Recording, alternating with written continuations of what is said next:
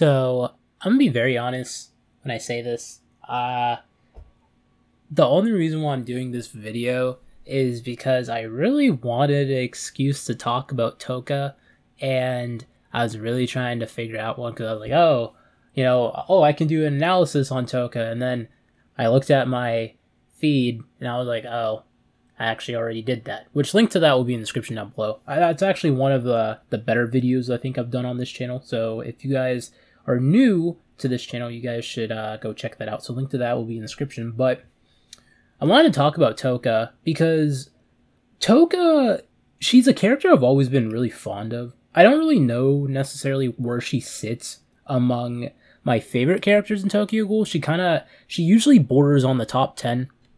It would probably be maybe like the top or like the number 10 spot.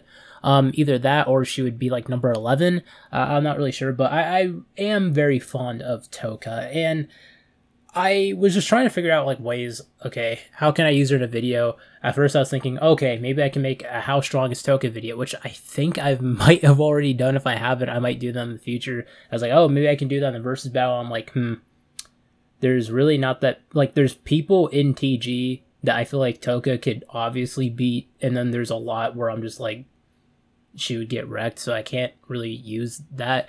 And then I thought to myself, wow, I could actually make this a series where I talk about a lot of the tragic characters in Tokyo Ghoul, and Touka is definitely really tragic. There's actually a lot more with her that isn't really specified on too much in the main story that I feel like we can talk about when it comes to this video.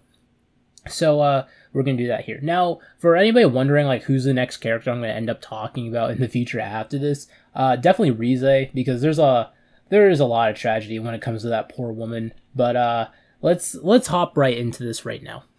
So the main part in the story that we're going to be focusing on in terms of Touka and her overall tragedy is volume 8 of the Tokyo Ghoul manga back in part 1, as well as the light novel of Tokyo Ghoul Past. Now, one thing I do want to bring up about the Tokyo Ghoul Past light novel, and I guess the light novels of Tokyo Ghoul in general, I have not personally read every single Tokyo Ghoul light novel as of yet, but I have read a handful of the stories I read pretty much all the stories in Tokyo Ghoul Past, and I have read a few of the stories in Tokyo Ghoul Void, but they are, like, they fit in the timeline. I don't really know if you can necessarily call them canon because they're not written by Ashita. I think they just have his stamp of approval. So if you want to consider them canon, that's, like, up to you. I sort of do, but,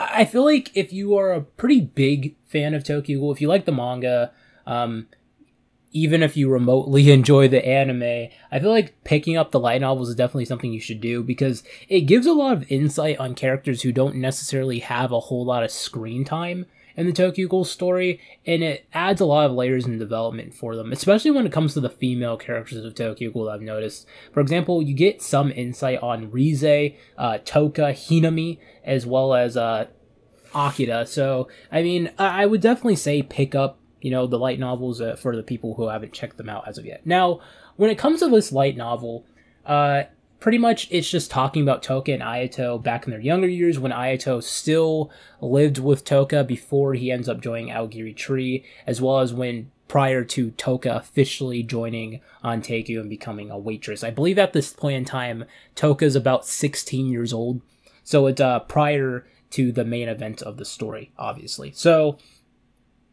this light novel does a really good job in showcasing the overall weight that Touka bears after the events of, volume 8 of the Tokyo Ghoul manga, which is pretty much Touka and Ayato's flashback, how exactly they end up on Teikyu, as well as how Touka ended up developing her Kagune for the first time, and her backstory with her father and all this different stuff.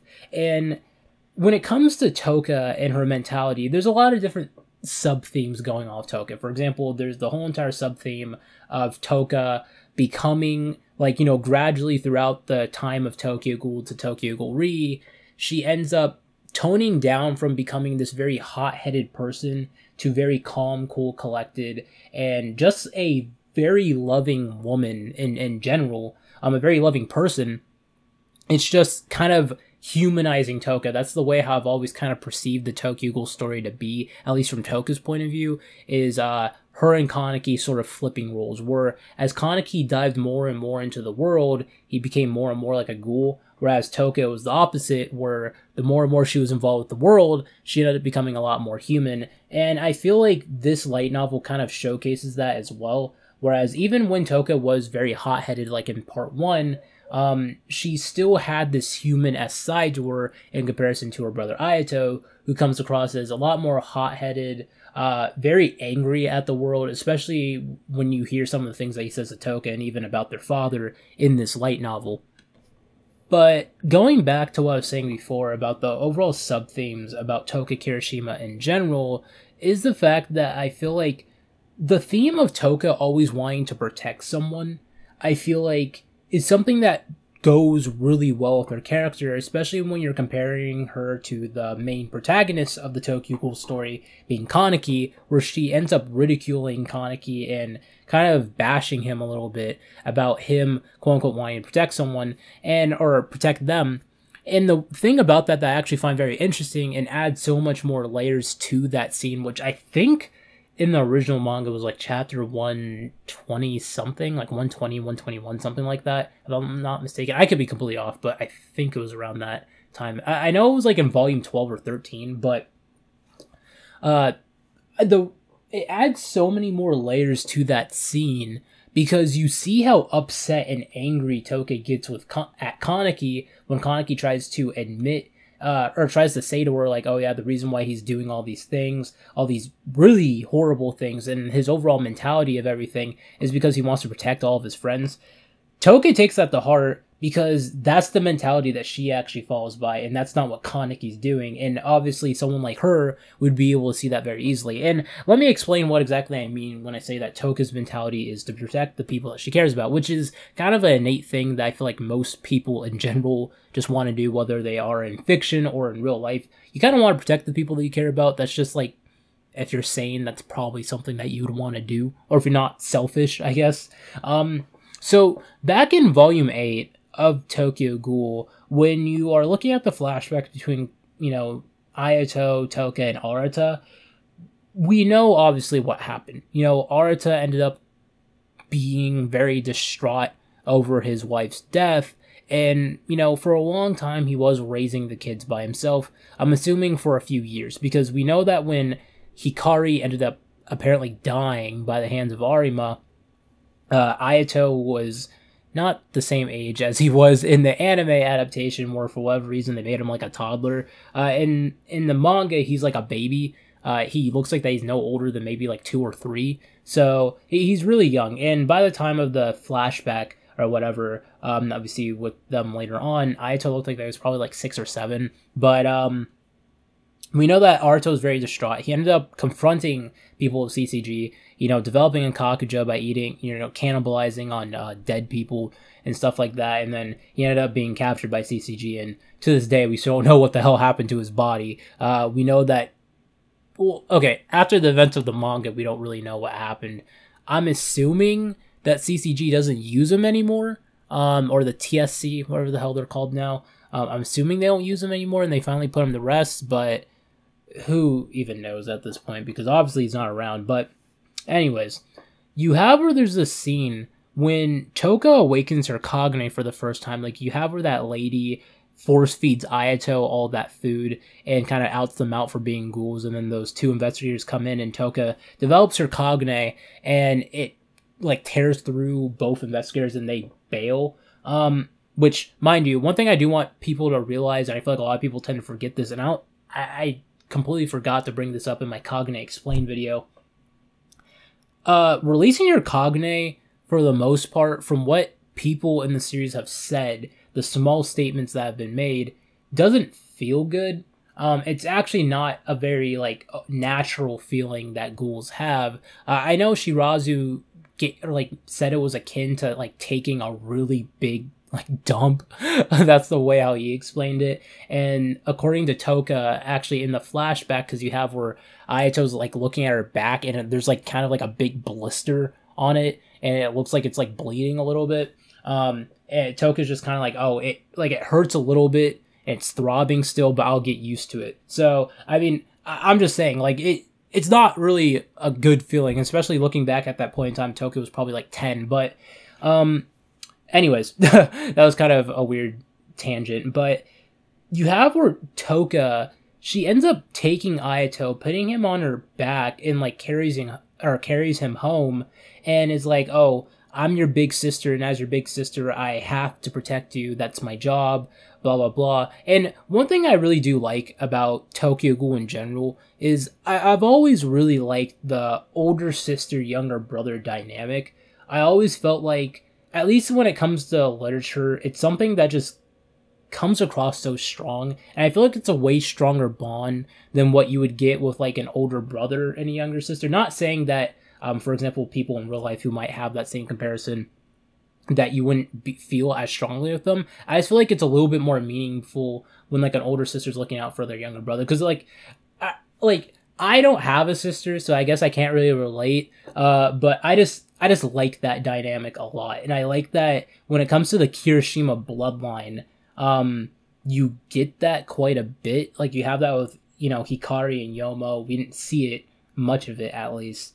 You have that with Touka and Ayato, as well as, according to Ashita, he said that the second child would end up being a boy. So you would also have that with Ichika, what the hell? Ichika and her unborn sibling. So I really do like that dynamic. But you can see the way how Touka's mentality towards Ayato, and the fact that Ayato ended up turning out the way how he did. Well, in the long run, Ayato ended up being a lot better, but at least initially for a long time, Ayato had so much hatred in the world and towards his sister and even his own family, his other family members, that you can kind of see how, because of Touka's quote-unquote failure at the time with Ayato and the fact that he ended up joining Aogiri Tree, she ended up kind of pushing these feelings onto Hinami, and it's to the point where I feel like you see the way how she acts. Like, I know in the other light novel, I think it's Void. It's either Void or it's Days. I'm not necessarily sure.